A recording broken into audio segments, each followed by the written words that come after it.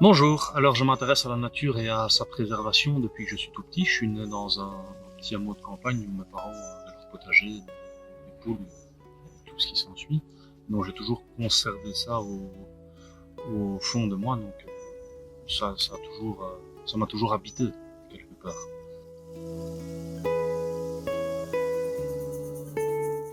Donc ensuite je me suis engagé pendant un certain nombre d'années dans le centre El Kalima et effectivement, il y a une articulation pour moi dans l'intérêt pour la nature et sa préservation, le dialogue interreligieux. C'est que Dieu est partout, il est dans la nature, il est dans les individus qui font partie de la nature.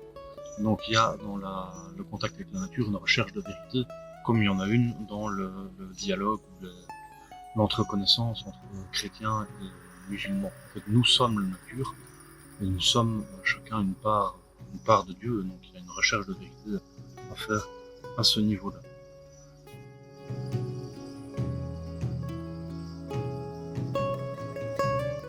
L'encyclique Laudato Si, pour moi, elle n'a pas été une conversion écologique, puisque j'explique que je suis un peu dans cette optique-là depuis toujours.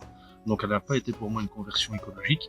Cependant, elle est venue appuyer, elle est venue renforcer ma conviction. Et le fait qu'une autorité vienne un peu appuyer ce que je vis, ça me stimule dans mon chemin de vie, ça me stimule dans ce que je fais. Et, ça me porte quelque part. On, on sent qu'il y a un souffle qui nous habite davantage lorsqu'il y a une autorité telle que le pape François qui vient euh, appuyer cela par une encyclique telle qu'il l'a produite.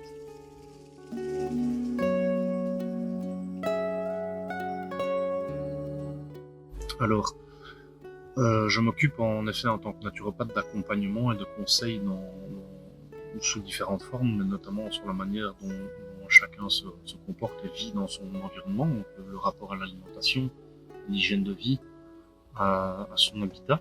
Donc c'est une pratique holistique dans lequel le mode de croyance a une importance pour le processus, disons, de guérison. C'est-à-dire, on pourrait dire j'ai une maladie ou je suis un malade ou je suis malade. Donc il y a toutes sortes de formulations qu'on peut avoir qui renvoient à un mode de croyance différent.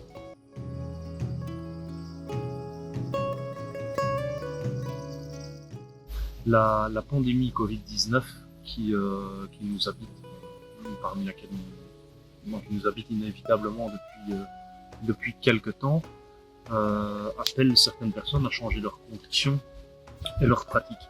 Pour moi, au début de la pandémie, j'ai trouvé que c'était un moment assez extraordinaire parce que j'ai l'habitude de me déplacer à vélo. J'ai pas de voiture et je constatais qu'il y avait beaucoup moins de pollution et c'était fort agréable. Les routes étaient moins encombrées.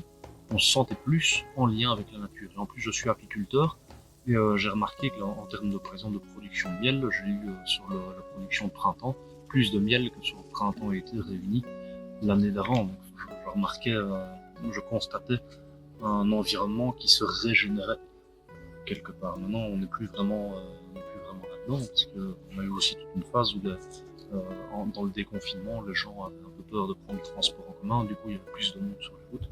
Donc, il y a un peu un jeu comme ça, on ne sait pas trop où on va. Il y a une forme d'inconnu.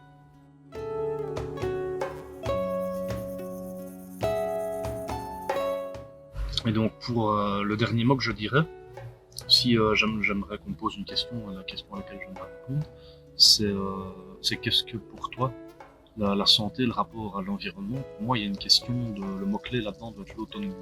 Les gens doivent retrouver une autonomie dans leur rapport à la santé, dans leur rapport à l'environnement. C'est ça qui me semble important. Merci.